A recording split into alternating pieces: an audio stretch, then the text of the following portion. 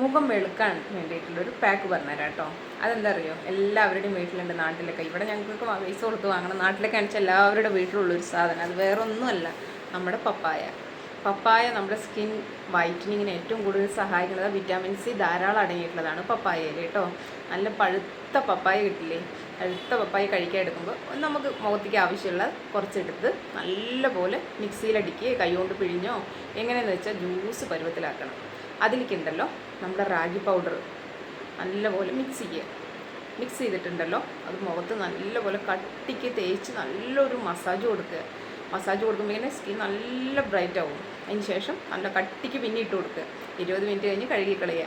Skin വെള്ളയാവും. നമ്മളിത് ആഴ്ചയിൽ 3 വട്ടം വെച്ചിട്ട് നിങ്ങൾ ഉപയോഗിച്ചാൽ മതി, ഓരോ ദിവസം ഇടവിട്ടിട്ട്. അത് കഴുകി കഴിഞ്ഞതിന് ശേഷം നല്ലൊരു മോയ്സ്ചറൈസിങ് ക്രീം തേക്കണം, നല്ലൊരു സൺസ്ക്രീൻ തേക്കണം, ധാരാളം വെള്ളം കുടിക്കണം. മധുരപാനീയങ്ങളും മധുരം ആടെ ഉപേക്ഷിക്കണം.